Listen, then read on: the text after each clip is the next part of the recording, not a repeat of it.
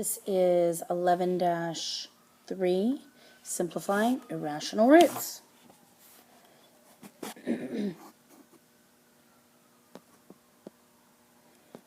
Alright, so if I'm multiplying radical A times radical B, I can put them both under the radical. I can do this in a couple different ways. I can take the square root of 4 and then multiply it by the square root of 9, and what I get is 3. Or I can multiply them both together and I get square root of 36, and the square root of 36 is 6. So either way, it doesn't matter which path you take, you should be able to get to the correct answer. And the same thing goes as I can take the total and break it up by perfect square, non-perfect square. So the square root of 20 has a perfect square in it, and that would be radical 4 times radical 5.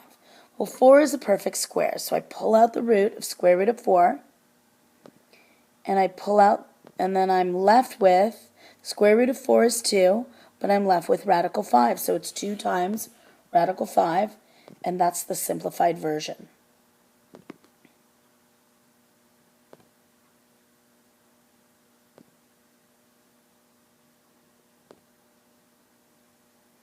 Okay, radical 18, let's break it out. So I break down radical 18. Now, one of my students said to me, can I break this down by 6 times 3? Yeah, you can, but our goal every time is to pull out any perfect squares within that number. And within that number, there is the perfect square 9. So I break it down by 9, radical 9 times 2, and the square root of 9 is 3, and 3 radical 2.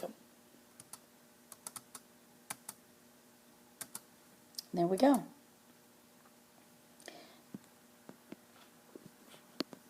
Now again, if I have, if I'm taking the square root of 18 and I break it down by 6 times 3, there's no perfect square there. So I really kind of want to pick numbers where there's a perfect square inside it. Alright, so to simplify a number, when I look at the square root of 35, there's no perfect squares in there. The only factors are 1, 5, 7, and 35. None of those are perfect squares. So the square root of 35 is as simple as it gets. Can't be simplified. We just leave it square root of 35. The one thing you need to know are the perfect squares from actually beyond 300. You need to know all the way up to, these you should already know, 1, 4, 9, 16, 25, 36, 49, 64, 81, 100, 121, 144. You should know those. That's 1 squared, 2 squared, 3 squared, 4 squared. Okay, so 12 times 12 is 144. The next perfect square would be 13 times 13, which is 169, 14 times 14, 196, 15 times 15, 225, 16 times 16, 256, 17 times 17, 289, 18 times 18, 324. Oops, actually, let's add those to your list here. You need to know 324, because that's 18 times 18. 19 times 19 is 361, and you should know 400, which is 20 times 20. And last but not least, 625, which is 25 times 25. I also want you to know that 0 is a perfect square. So these perfect squares you should have memorized. Again, there's really only, let's see, from 169 on. So that's 1, 2, 3, 5, 6, 7, 8, 9 that you have to memorize. The rest should already be memorized. Alright, so we're going to take the square root of 50 and we're going to break it down. Perfect square inside 50 is 25, so radical 25 times 2. So it's going to be 5 radical 2. Number 2, break it down, square root of 9 times radical 3. 9 is, the square root is 3, and so I'm left with 3 radical 3. Now, pause the recording and do 3 through 6 now.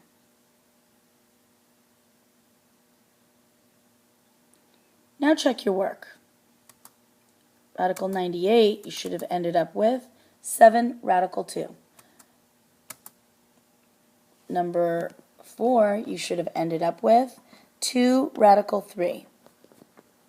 Number 5, you should have ended up with 3 radical 5. Number 6, you should have ended up with 2 radical 7.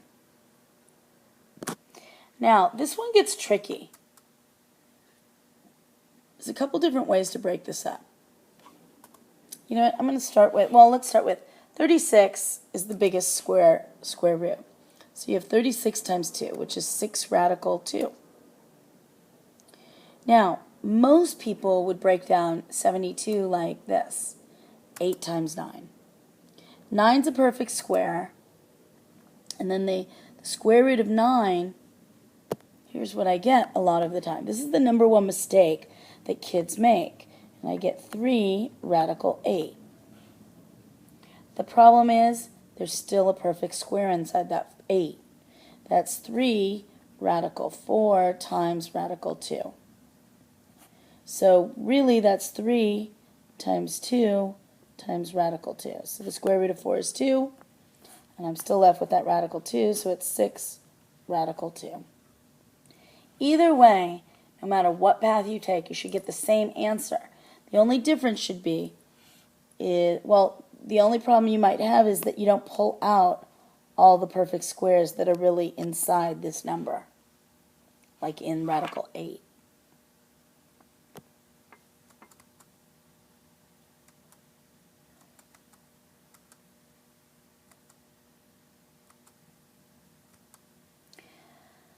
All right, pause the recording and continue.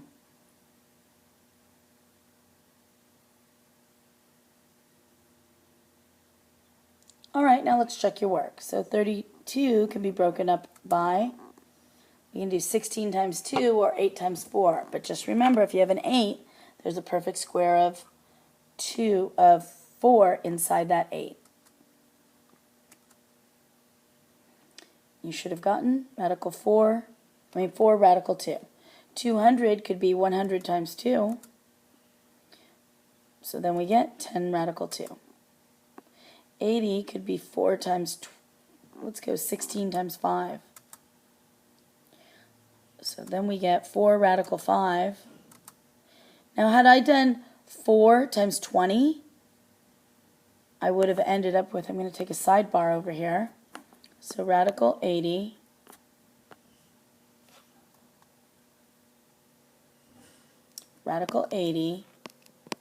I could say radical 4, radical 20, but remember inside 20 is 4 times 5. And I have that original radical 4. So there I have a 2, another 2, and I'm left with radical 5. So it's 4 radical 5.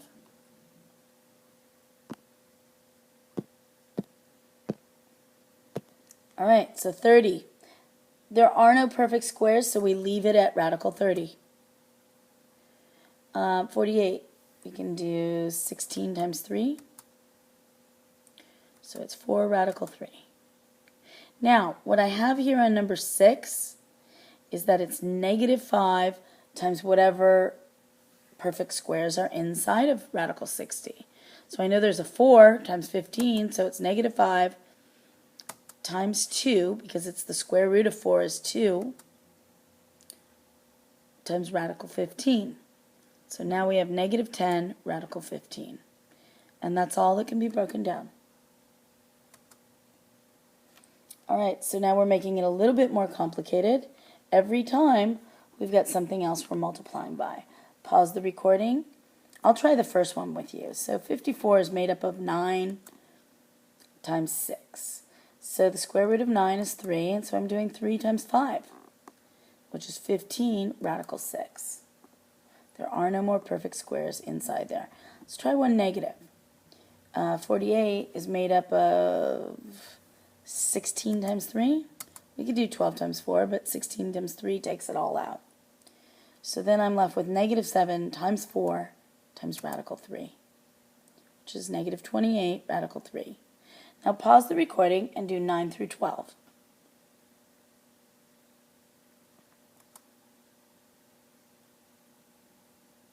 Now check your work. 5 radical 42 was as simple as it could get. There were no perfect squares in 42. Next one, 40. We have a 4 and a 10. So it would be negative 3 times 2 is negative 6 radical 10. 180 is 9 times 20, or actually there's a 9 times 4. I think this one's easier for me to just break down 9 times 20. So I'm going to go 9 times 20, but remember radical 9 times radical 4 times radical 5. So I have 3 times 2 times radical 5, so it's 6 radical 5. Okay, now I know mine's going to do 36 times 5, so it's 6 radical 5. Number 12, what do you think? Well, in this case, there's no real solution because no number times itself will ever give you a negative. So this is an impossibility. Whenever you see a negative under that radical, it's not a real number. Okay, not a real number. Okay, having variables. Break down your variables, break down your 18 is 9 and 2, and x to the 10th. So the square root of 9 is 3. The square root of x to the 10th is x to the 5th. And I'm left with a radical 2.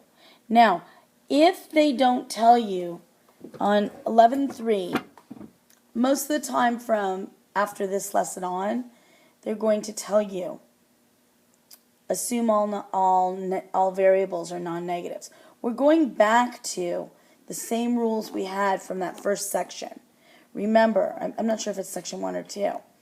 Since it's a negative result in that variable, I can't have an odd amount of negatives, so I have to take the absolute value of it. And then I'm left with the radical 2. So 3, absolute value, x to the 5th, radical 2.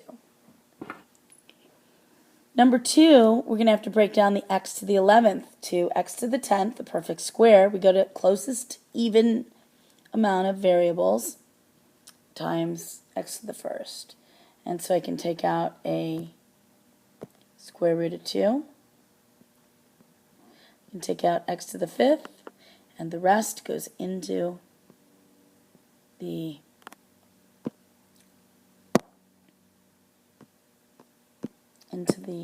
radical.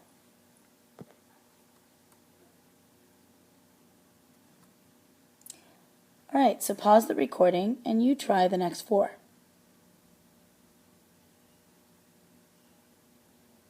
Now check your work. 40, I think I'd break it up by 4 and 10, and a to the 31st is going to be a to the 30th times a. You go to the closest even amount of variables. So the square root of 4 is 2. Square root of a to the 30th is a to the 15th. And I have another variable left, so I don't have to put it in absolute value. And radical 10a stays in the center. In the radical. Okay, so 8 I'm going to break down by 4 and 2. And y to the 50th will be y to the 25th, sorry. But because it's an odd amount, it's going to have to be in the absolute value. 32 can be broken down to 16 times 2. X to the 3rd, I can break it down to x squared times x. And then we'll take the square root of y to the 10th. Square root of 16 is a 4. I have an x. And now I'm going to take out a y to the 5th. Now, because there's no other y to connect it to, I'm going to have to take the absolute value. And then I'm left with square root of 2x.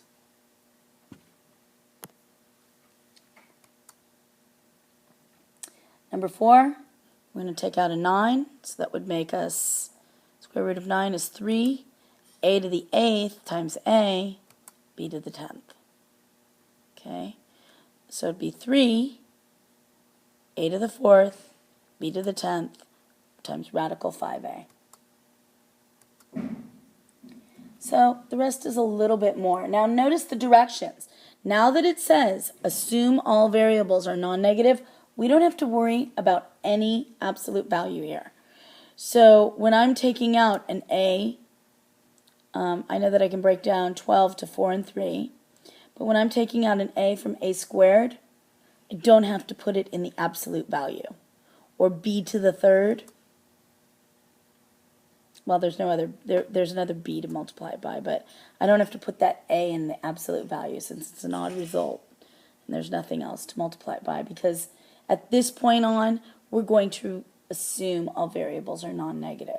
So when you're taking a quiz or a test, just know the first 2 sections, we don't take this into consideration. We do use the absolute value. From 11.3 on, we kind of stop using it. All right, check your work on number, pause the recording, and see if you can finish the rest up. Now check your work. 6, you should have had 5m cubed, n to the 4th, radical 2. 7, you should have had 2x squared, y to the 9th, radical 2xy.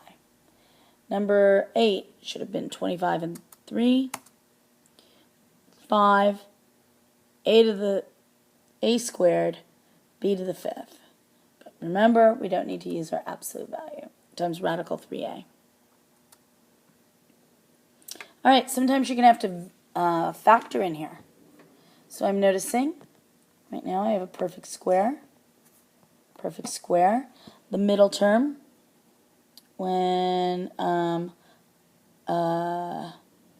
divide the last term by 2, is the middle term. So this is looking like a perfect square trinomial. So I have x plus 4, x minus 4. So actually I divide, I take the square root of 16, I get 4. 4 times 2, and I double it, and I get the middle term, negative 8x. Okay?